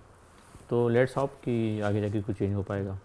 2025 कंप्लाइंसेस, गवर्नमेंट रेगुलेशंस एंड 1996 जब आपने करियर स्टार्ट करा, कितना फ़र्क आ चुका और कितना आसान हुआ? रेगुलेशंस में बहुत फ़र्क पड़ गया, काफ़ी कंप्लाइंसेस बढ़ गए और कंप्लाइंसेस कॉस्ट भी बहुत बढ़ गई है। ओके। आज हम जो घर बनाते हैं तो उसमें कंप्लाइंसेस कॉस्ट ऑलमोस्ट 20% तक आने लग गई है। तो अभी एक जनरल आदमी जो घर बनाता है उससे भी ज़्यादा कॉस्ट हमारे घरों की होती है, उसको जस्टिफाई करना भी बहुत मुश्किल हो जाता है, क्योंकि हमारी कंप्लाइंसेस की कॉस्ट ऐसी होती है कि वो उन लोगों को समझ में नहीं आती है जी। फायर एनओसी है, एयरपोर्ट एनओसी है, एनवायरमेंट क्लियरेंस है, रेरा है, लेबर सेस है, बहुत सारी ऐसी चीज़ें हैं जो हमको फॉलो करनी होती है। तो बेसिकली अब ये करनी पड़ती है, तो मीन्स ये करनी भी चाहिए ही, क्योंकि बिना कंप्लाइंसेस के कोई अगर सिटी का डेवलपमेंट सही ढंग से नहीं हो सकता है जी। तो ठीक है, वो चीज़ अपन को अखरती ज़रूर है, लेकिन आगे जा कर के ये पॉजिटिव ही है। अब रेरा अगर लगा है तो रेरा से बाहर का कॉन्फिडेंस बढ़ा है और जो डेवलपर्स अच्छा काम नहीं कर रहे थे वो आउट हो गए हैं या उनको अच्छा काम करना पड़ रहा है, क्योंकि आपको एक बेसिक जो चीज़ है डेवलपमेंट के अंदर वो तो आपको फॉलो करनी ही पड़ेगी ना। एक बेसिक क्वालिटी को तो फॉलो करके चलना ही पड़ेगा जी। बेसिक कंप्लाइंसेस तो आपको पूरा करना ही पड़ेगा जी। क्योंकि आप देखिए कितने चीट हुए कस्टमर्स, कितने जो है अपने आप को ठगा सा महसूस कर रहे हैं, किसी प्रोजेक्ट में उन्होंने इन्वेस्ट कर दिया और प्रोजेक्ट पूरा ही नहीं हुआ हो, तो इस पर तो आपको लगाम लगाना ज़रूरी है। तो ठीक है, हमको लगता है कि यार कंप्लाइंसेस बहुत बढ़ गई है, लेकिन एट द सेम हमको ये भी लगता है कि ज़रूरी भी है। क्या रियल एस्टेट को इंडस्ट्री का स्टेटस मिलना चाहिए? हाँ, बिल्कुल मिलना चाहिए, क्योंकि रियल एस्टेट जो है इंडस्ट्री है बेसिकली है, तो इसके अंदर वो सब कुछ होता है जो इंडस्ट्री के अंदर होता है। तो चाहे वो इलेक्ट्रिकल की बात हो या और कोई फैसिलिटी की बात हो जी तो इसमें क्या है कि फ़ायदा कस्टमर को होने वाला है, जनरल पब्लिक को होने वाला है। जी अगर ये इंडस्ट्री का दर्जा मिलता है तो कॉस्ट काफ़ी रिड्यूस हो सकती है, और इसमें कोई बुराई नहीं है कि अगर इसको इंडस्ट्री का दर्जा दिया जाता है तो इसमें सरकार को भी कोई हानि नहीं है, क्योंकि कंप्लाइंसेस तो वही रहने वाले हैं, जी वही पूरे करने हैं। तो आपको टैक्सेशन को लेकर के या और चीज़ों को लेके काफ़ी फर्क पड़ जाएगा इसके अंदर। एक सिस्टम डेवलप होगा, एक रेगुलेशन आएगा, और being such a big contributor to GDP, I think so government should look into it, making it an industry. May be आगे जाके गवर्नमेंट को समझ में आएगा तो वो चेंज कर सकती है। सुनील जी, आप करंटली 2 प्रोजेक्ट्स कर रहे हैं, स्काई होम्स कानोता एस्टेट में और सवाई। दोनों प्रोजेक्ट्स का मार्केट, दोनों प्रोजेक्ट्स का टारगेट ऑडियंस टोटली सेपरेट है। ये बैलेंस कैसे करते हैं, और आप प्रोजेक्ट की डेफिनेशन कैसे सेट करते हैं कि क्योंकि क्लब हाउस कानोता एस्टेट में भी बनेगा, क्लब हाउस सवाई में भी बनेगा, और घर की ज़रूरत दोनों टारगेट सेगमेंट्स को है, ये बैलेंस कैसे करता है? और इसके साथ ही मैं ये पूछना चाहूँगा कि आप लग्जरी को कैसे डिफाइन करते हो इन दोनों प्रोजेक्ट्स में, क्योंकि एक मिडिल क्लास के लिए भी वो एक लग्जरी है और एक हायर एंड प्रोजेक्ट के लिए भी लग्जरी है। ये बहुत ही अच्छा सवाल है जिसका मैं जवाब देना चाहूँगा। बेसिकली लग्जरी जो आपने बताया कि लग्जरी एक वर्ड जो है वो बेसिकली लोग ही सोचते हैं कि कोई हाई एंड प्रॉपर्टी लग्जरी होती है, जी जो ऐसा बिल्कुल नहीं है। जी किसी के लिए 50 लाख का घर भी लग्जरी हो सकता है, 25 लाख का घर भी लग्जरी हो सकता है, और किसी के लिए 5 करोड़ का या 10 करोड़ का या 25 करोड़ का घर भी लग्जरी हो सकता है। तो ये डिफरेंट लोगों के लिए डिफरेंट टर्म है लग्जरी। तो आज एक स्कूटर वाला भी लग्जरी फील करता है, अगर वो उसको कार ले लेता है तो फिर लग्जरी फील करता है। तो ये डिफरेंट लोगों के लिए डिफरेंट अमाउंट है लग्जरी का। अब इसमें जो हाई नेटवर्थ के वैल्यू के प्रोडक्ट हैं या लो नेटवर्थ के प्रोडक्ट, उसके अपन बात कर सकते हैं। तो कानोता एस्टेट जहाँ पे 1 से 1.5 करोड़ की सेगमेंट का प्रोडक्ट है, और ये 10 करोड़ से ऊपर स्टार्ट होता है। तो दोनों प्रोडक्ट को डील करने में मुझे बिल्कुल भी परेशानी नहीं होती है, और दोनों प्रोडक्ट के कस्टमर्स को डील करने में बिल्कुल भी परेशानी होती है। और मुझे केवल बस जीरो का अंतर नज़र आता है कि यहाँ पे 1 करोड़ और 1 करोड़ में एक जीरो आ जाते हैं, 10 करोड़ का हो जाता है। मुझे इससे ज़्यादा कुछ समझ नहीं आता है। हाँ, लेकिन 1 करोड़ वाले प्रोजेक्ट के लिए जो चीज़ें आपको देनी होती है वो उनको उस हिसाब से चीज़ें दी जाती है, और 10 करोड़ वाले को या 15 करोड़ वाले को दी जाती है उस हिसाब से दी जाती है। लेकिन बेसिक क्वालिटी में कोई फ़र्क नहीं होता। बेसिक क्वालिटी दोनों की परफेक्ट ही होती है और एट पार ही होती है। क्वालिटी मीन्स जो कंस्ट्रक्शन होता है, जो सीमेंट होता है, स्टील होता है, या प्लम्बिंग सिस्टम होता है, या इलेक्ट्रिकल सिस्टम होता है, उसमें बिल्कुल भी फ़र्क नहीं होता। जो आपको सवाई में मिलेगा वैसा का वैसा आपको कानोता एस्टेट में मिलेगा जी वहाँ तक कोई भी बिल्कुल फ़र्क नहीं होता जी। फ़र्क शुरू होता है कि जैसे फ्लोरिंग हो गई, आपने वहाँ पे टाइल फ्लोरिंग करी, एक अच्छी टाइल्स लगाई, यहाँ आपने अच्छा महंगा मार्बल लगा दिया जी वहाँ आपने मे बी स्टोन फ्रेम्स लगा दिए, जी यहाँ आपने टीक वुड लगा दी है, जी यहाँ आपने VRV एयर कंडीशन लगा दी, तो वहाँ आपने नॉर्मल स्प्लिट AC कंडीशन का सिस्टम दे दिया। आपने वहाँ पे क्लब हाउस में जो फैसिलिटी दी वो एक नॉर्मल तरीके से दे दी, उसकी फिनिशेज आपने थोड़ी नॉर्मल कर दी। यहाँ आपने जो क्लब हाउस बनाया फैसिलिटी वही है, वही बैडमिंटन है, वही टेबल टेनिस है, वही होम थिएटर है, उसकी फिनिशेज आपने रिच कर दी। तो डिफरेंस ये है कि केवल आपको फिनिशेज में फ़र्क आपने करा है, क्योंकि यहाँ का कस्टमर ज़्यादा पे कर रहा है और यहाँ की लोकेशन अलग ढंग की है। लेकिन आप क्वालिटी स्टैंडर्ड को देखोगे तो क्वालिटी में कोई फ़र्क नहीं आएगा। वो टाइल्स भी उतने साल चलने वाली जितने साल ये मार्बल चलने वाला है जी वो इलेक्ट्रिकल सिस्टम भी उतने साल चलने वाला है जो यहाँ पे चलने वाला है। कोई आपको ये नहीं लगेगा कि यार मेरे को ये 5 साल बाद में ख़राब हो गया, या ख़राब कुछ भी नहीं होगा। जो अफोर्डेबिलिटी है उस हिसाब से आपको उसको प्रोडक्ट को डिलीवर करना है जी तो ये डिफ्रेंशिएट हम लोग कर पाते हैं और हम उसको कर रहे हैं।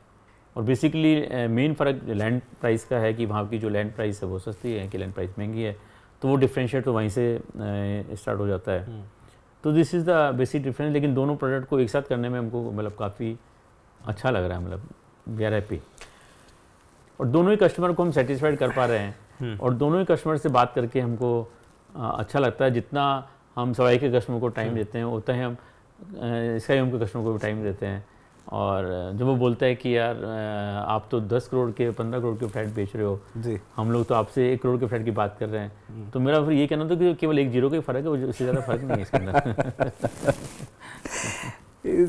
इस पूरे वाक़ये से एक चीज़ जो समझ में आती है, इनफैक्ट जो हम लोग काफ़ी बार जब और दूसरे क्लाइंट्स के साथ में इंटरेक्शन होता है तो ये बात निकल करके आती है कि हम लोग क्लाइंट से पूछते हैं कि आपको ब्रांड्स कौन से अच्छे लगते हैं, आप कैसा अपने आप को देखना चाहते हैं, तो बहुत बार जवाब मिलता है अक्षत इज़ अ गुड ब्रांड। आपको ये सुनने में आता होगा। How do you feel about it?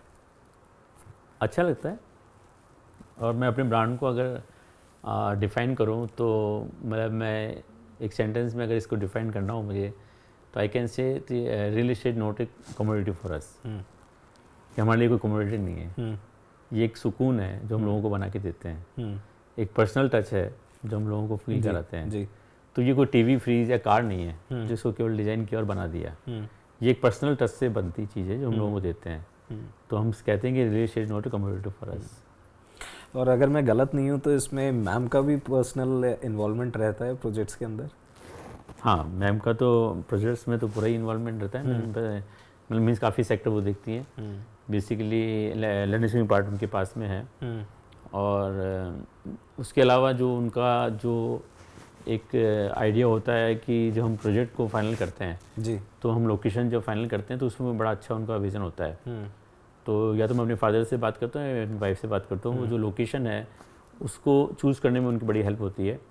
वो दोनों ही मुझे बता देते हैं कि ये लोकेशन अच्छी है, ये लोकेशन अच्छी नहीं है, अपने लायक नहीं है। अच्छा, तो मैं उनके कॉन्फिडेंस से फिर आगे बढ़ता हूँ। ओके।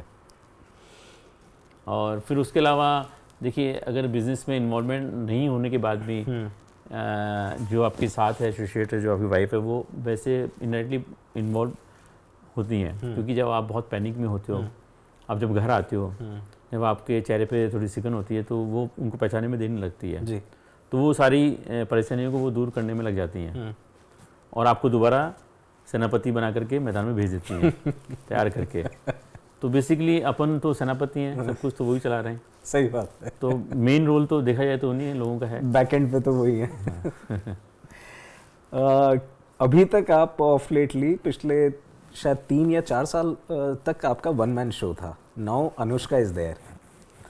यंग जनरेशन के लिए एंड स्पेशली फीमेल्स के लिए फॉर रियल एस्टेट, इस इंडस्ट्री को आप कैसे देखते हो और यंग जनरेशन को कैसे देखते हो? मैं यंग और फीमेल दोनों मेरे लिए पॉजिटिव हैं। क्योंकि फीमेल्स का जो विज़न होता है घरों के प्रति जी, वो एक मेल का नहीं हो सकता, मतलब बेटर हो सकता है उनका काफ़ी मामलों में। जी, तो मैं भी जब डिज़ाइंस करता था तो मैं अपनी भाभी से या वाइफ से काफ़ी राय लेता था जी, कि आपको किचन कैसा चाहिए, आपको बेडरूम साइज़ कैसा चाहिए, तो उनसे मैं काफ़ी फीडबैक लेता था। जी। तब तो मेरे पास फीमेल साथ में ही है और यंग भी है और इंटेलिजेंट भी है, तो मुझे इससे काफ़ी सपोर्ट मिलता है डिज़ाइनिंग को लेके, न्यू मार्केटिंग आइडियाज़ को लेकर के और कस्टमर की नीड को लेके, तो काफ़ी हेल्पफुल है। जी, और उसके ज्वाइन करने से मुझे एक फ्रेशनेस बिजनेस में महसूस होने लगी है कि एक वापस से कुछ रिवीजन हो रहा है और कुछ बताने में, टीच करने में। क्योंकि जो मैंने सीखा है, कुछ चीज़ें ऐसी है कि जो आप सीखते हो तो वो अपने आप बच्चों को ही बता पाते हो, जी, स्टाफ को या जो आपके से छोटे उन तक बात नहीं पहुंच पाती है। जी। तो वो मैंने जो सीखा है वो उसको बताने में मुझे बड़ा अच्छा लगता है कि जो मैंने सीखा है वो क्या चीज़ है और कैसे करना चाहिए, और वो पॉजिटिव तरीके में भी लेती हैं। तो ये चीज़ें हमको बड़ा अच्छा महसूस कराती है बिजनेस के अंदर। आपका वर्कलोड कितना कम हुआ है अनुष्का के बाद से? वर्कलोड तो अगर आप टाइम के हिसाब से सोचो तो वर्कलोड तो कम नहीं हुआ है, लेकिन मेंटल प्रेशर 50% पे आ गया है। That's excellent. 2016 के अक्षत में और 2025 के अक्षत में एज अ ब्रांड क्या फ़र्क आया? एज ए ब्रांड तो अक्षत की बहुत इम्प्रूवमेंट हुई है। बेसिकली उससे पहले हम काम करते थे और अच्छा काम डिलीवर करते थे, लेकिन ब्रांड इमेज जिसे कहते हैं या पॉपुलरिटी जिसे कहते हैं वो एक एट पार ही थी, मीन्स में अच्छी नहीं थी। लेकिन अब एक ब्रांड भी बोलने लगा है हमारा, मतलब इस मार्केटिंग से जिस फ़ायदा होता है, क्योंकि इस ऐसा है कि अगर आप काम करते हो तो उसको लोगों को तक पहुंचाना भी बहुत ज़रूरी होता है। जी। तो वो जो चीज़ की कमी थी 2016 से पहले, वो 2016 के बाद में पूरी हुई कि जो हमने किया है उसको लोगों तक पहुँचाया हमने, और सही मायने में चीज़ को पहुँचाया, और हमारी जो इमेज है उस ढंग से पहुँचाया है। जी, क्योंकि इमेज के हिसाब से अगर कोई चीज़ को आप पहुँचाते हो तो फिर लोगों को फिर जेल हो जाता है, मतलब लगता है कि यार ये कुछ अलग कुछ हो रहा है। जी। तो मार्केटिंग एजेंसी ये जो काम किया, हमारे नेचर को पहचाना जी। और हमारे स्टाइल को पहचाना, तो उस ढंग से उन्होंने मार्केटिंग की हमारे प्रोडक्ट को, तो उसका बड़ा फ़ायदा हमको मिला है। तो इसके लिए क्या सेफली ये चीज़ कह सकते हैं कि अगर प्रोडक्ट अच्छा है, डेवलपर अच्छा है, तो भी उस प्रोजेक्ट को मार्केटिंग की ज़रूरत होगी? मार्केटिंग की ज़रूरत तो है, पुश सेल्स या पुश मार्केटिंग की ज़रूरत नहीं है जी। बस केवल एक कम्युनिकेशन होना चाहिए कि भाई आपकी बात या आपका प्रोडक्ट लोगों तक पहुंच जाए। जी। हैम्परिंग नहीं होना चाहिए कि भाई ऐसा है, आप ऐसा करोगे तो ऐसा हो जाएगा, आप हमारे यहाँ घर लोगे तो इतना प्राइस बढ़ जाएगा, या आपको घर के साथ ये मिल जाएगा। वो नहीं होना चाहिए। मार्केटिंग का मतलब ये होना चाहिए, ठीक है, आपको कम्युनिकेट करना है, आपकी बात को वहाँ तक पहुँचाना है जी। बहुत सॉफ्टली तरीके से, तो उतनी मार्केटिंग की तो ज़रूरत पड़ती है। क्या मार्केटिंग से सेल्स फास्ट होती हैं? लेकिन स्मूथ सेल्स हो जाती हैं, और जो कस्टमर आपको चाहिए उससे कस्टमर आपको मिलते हैं, और मीन्स ठीक है फास्ट भी होती होगी मिलने में, क्योंकि हमारा जो टारगेट है वो हमेशा प्रोजेक्ट को डिलीवर करते करते प्रोजेक्ट को बिक जाने का होता है। वो हमेशा बिक जाता है, वो पहले भी बिक जाता था, अभी भी बिक जाता है वो। तो कुछ तो प्राइस का शायद फ़ायदा मिलता होगा कि भी चलो आपको प्राइस से नेगोशिएट ज़्यादा नहीं करने पड़ते हैं जी। और एक कस्टमर प्रोफाइल का फ़ायदा मिल जाता है कि आपको जिस तरह कस्टमर चाहिए वो आपको कस्टमर मिल जाते हैं जी। और कुछ तो फास्ट भी होती है। ब्रांड गुडविल, ब्रांड गुडविल में बहुत फ़ायदा मिलता है। तो ब्रांड गुडविल से मल्टीपल आपको रिजल्ट मिलते हैं कि आपको नए प्रोजेक्ट्स भी मिलते हैं, लोग आपको पहचानते हैं। जी। तो overall marketing is a good thing. आपको एक डिसेंट तरीके से मार्केटिंग क्योंकि करनी आप चाहिए। शुरू से एक ऐसे व्यक्ति रहे हैं जिसने कि प्रोडक्ट और डिलीवरी पे हमेशा फोकस रहा है, और जब हम पहली बार मिले थे तब तक भी आपके रडार में ये नहीं था कि मार्केटिंग से कुछ फ़ायदा होता होगा। हाँ, लेकिन क्या होता है कि देखिए प्रोडक्ट और जो डिलीवरी है वो तो इम्पोर्टेंट है ही। काफ़ी जगह ऐसा होता है कि केवल मार्केटिंग पे फोकस करते हैं, जी। जी। उनका प्रोडक्ट पे या डिलीवरी पे ध्यान नहीं होता है। जी। तो वो चीज़ मेरे हिसाब से गलत है। तो मेरा जो मिसकंसेप्शन था कि केवल मार्केटिंग के भरोसे ही आपका प्रोजेक्ट सक्सेस हो जाएगा या आपका माल बिक जाएगा, वो गलत है। पहली चीज़ है आपकी डिज़ाइनिंग अच्छी होनी चाहिए, आपकी लोकेशन अच्छी होनी चाहिए, आपकी उसकी डिलीवरेंस अच्छी होनी चाहिए। उसके बाद आप एक रिक्वायरमेंट के हिसाब से उसकी मार्केटिंग करो। जी। इतना तक तो ठीक है, लेकिन आपका न तो लोकेशन है न आपका प्रोजेक्ट अच्छा है, केवल आप मार्केटिंग के भरोसे आप बुक करना चाहते हो, लोगों को अट्रैक्ट करना चाहते हो, तो वो फिर गलत हो जाता है। अभी हम लोग काफ़ी सारे क्लाइंट्स के साथ में काम कर रहे हैं, एंड वी आर सीइंग कि उनकी सेकेंड जनरेशन आ रही है। इस जनरेशन को, इस यंग ब्लड को, जो कि इस इंडस्ट्री में, आप क्या इंस्पिरेशन देना चाहते हैं या आपका क्या मैसेज रहेगा? यंग जनरेशन को तो मेरा मैसेज ये होगा कि एक तो वो अपने काम पे फोकस रहें और डेडिकेशन अपना पूरा रखें और सीखने की प्रवृत्ति रखें, हमेशा लर्निंग रहें। और इस जनरेशन को जो सबसे बड़ा फ़ायदा है कि उनके पास एक्सपीरियंस है, यानी कि उनकी जो फादर हैं या जो भी लोग बिज़नेस स्टार्ट किया है तो वो एक एक्सपीरियंस लेके बैठे हैं, और नई जनरेशन के पास टेक्नोलॉजी इंडस्ट्रिंग पावर है, वो टेक्नोलॉजी को समझते हैं जी। और उनका विज़न नए स्टाइल का है। तो वो एक ऐसा कॉम्बिनेशन बनाए कि जी। जो नई टेक्निक्स हैं जी। उनको, जो अपने पुराने एक्सपीरियंसेस हैं जी। उनके साथ ऐसा मर्ज करके उसकी ऐसे एफिशिएंसी बढ़ाएं, तो ये वो कर सकते हैं। वो चाहते हो कि भी मैं एक ही दिन में सब कुछ सीख जाता हूँ या मेरे को ज़्यादा समझ है, जी। वो एक गलत है। आपकी समझ आपकी टेक्नोलॉजी को लेके है, क्योंकि टेक्नोलॉजी आज की तारीख में है, पुराने लोगों को टेक्नोलॉजी की इतनी समझ नहीं थी। आज कई नए आइडियाज़ हैं बाज़ार में, नई चीज़ें हैं, तो उन नई चीज़ों को आप पुराने एक्सपीरियंस के साथ मिक्स करके आप काम करोगे, और पुरानी जो वैल्यूज़ है, जो आपकी कंपनी की वैल्यू है, जो आज जिसकी वैल्यू पे आप यहाँ तक पहुँचे हो, उन वैल्यू को आप बरकरार रखते हुए आप आगे बढ़ते हो नई टेक्नोलॉजी और नए विजन के साथ में, तो आपके लिए बहुत अच्छा हो सकता है। वो नई जनरेशन के लिए बहुत अच्छा हो सकता है, क्योंकि उनके साथ जो एक्सपीरियंस की जो शर्ट्स है वो जनरली नहीं मिल पाती है, उसको उनको यूटिलाइज़ करना चाहिए। वो इनको एक एडेड एडवांटेज है, स्टार्टिंग पॉइंट से ही उनको वो एडवांटेज मिल जाती है। और आपके आज के बच्चों को मैंने देखा, जो अभी जो हमारे को बिल्डर्स की जो भी मैं जनरल को देता हूँ, उनमें एक विज़न है और एक हम्बलनेस भी है, ये बड़ी अच्छी बात है।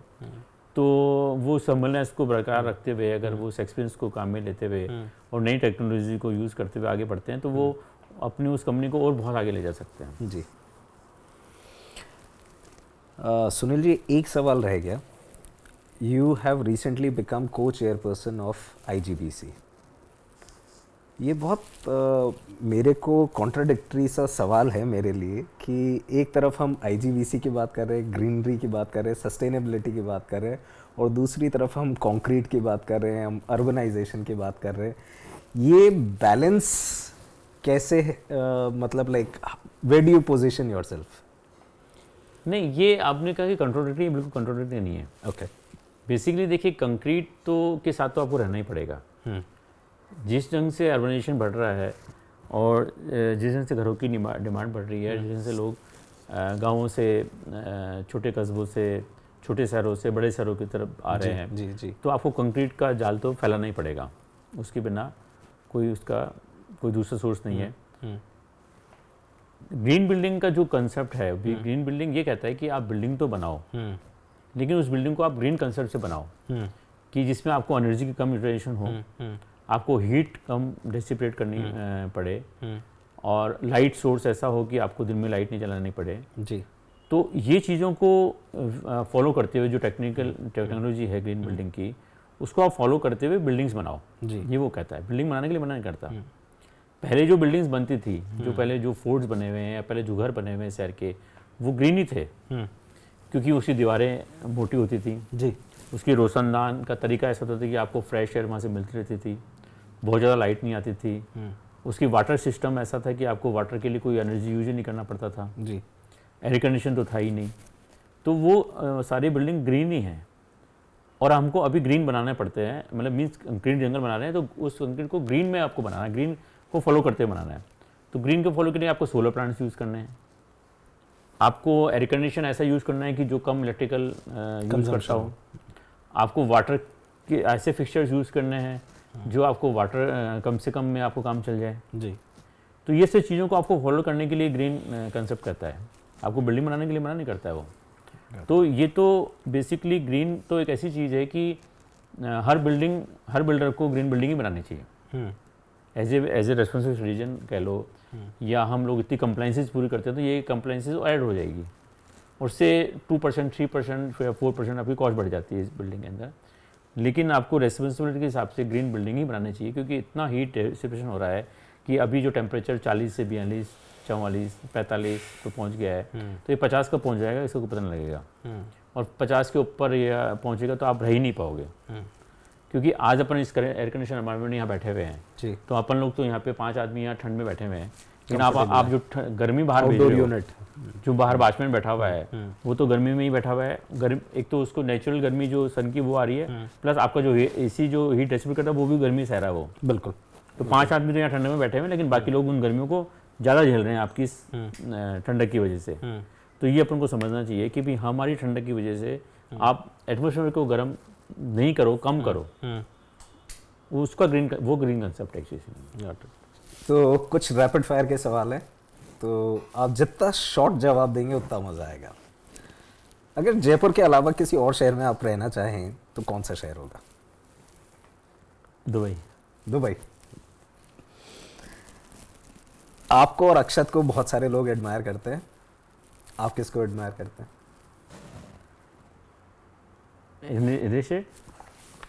Real estate, yes. Prestige group of Bangalore. Prestigious. एक प्रोजेक्ट ऐसा जिसका कि नाम जब आप सुनते हैं अपने प्रोजेक्ट्स में से तो आपको एक वाव फीलिंग आती है?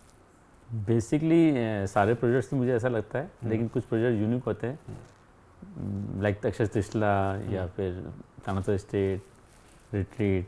एक लेकिन मुझे सारे प्रोजेक्ट्स ही में वाव फील आती है जब मेरे प्रोजेक्ट का नाम आता है। जब वो कहता है कि मैं अक्सर स्प्रिंग में रहता हूँ या मैं वहाँ रहता हूँ, तो मुझे बड़ा अच्छा लगता है कि ठीक है मेरी बिल्डिंग में रहता है। तो I satisfied with all the project actually. इसी से एक और सवाल निकलता है, सबसे मेमोरेबल किसी क्लाइंट का या किसी बायर का फीडबैक है? काफ़ी फीडबैक ऐसे हैं जो कुछ लोगों ने दिए हैं, जिससे हमारे जो मीन्स बेसिकली वो क्लाइंट भी हैं, लैंड ओनर भी हैं, को डेवलपर भी हैं, और वो यूएसए रहते हैं बेसिकली। तो वो जब कॉम्प्लीमेंट करते हैं, तो उनका नाम है कुमार पाल साहब, तो वो जब कॉम्प्लीमेंट करते हैं तो रियल कॉम्प्लीमेंट वो करते हैं। तो जब उन्होंने एक बार कहा कि यार मुझे अगर कभी मौका पड़ा और मुझे अगर कोई न्यूयॉर्क में बिल्डिंग बनानी पड़ी तो मैं आपसे ही बनवाऊँगा, तो मुझे लगता है कि यार ये वाकई मेरे लिए कॉम्प्लीमेंट है। अगर आपका फ़ोन और आपका ऑफिस अगर आपको नहीं जाना हो 2 दिन, तो आपका रूटीन क्या रहेगा और आप क्या करोगे? Relax, talk to the family members, talk to long ones, go to some good spa, maybe go some. So I used to play table tennis, something like that, or any good movie on Netflix, or talk to my father and mother. Chit chat, nothing else. क्या आप अभी भी marathon कर रहे हैं? पहले आप करते थे? Not now. हाँ। अभी तो नहीं। तो thank you Sunil ji, it was wonderful having you on a podcast and आपसे बात करके बहुत अच्छा लगा, और आपने जो इन्फॉर्मेशन दी और इंडस्ट्री से रिलेटेड जो बातें करी, डेफिनेटली बहुत सारे लोगों के लिए लर्निंग रहेगी, हमारे लिए भी लर्निंग रहेगी। Thank you so much.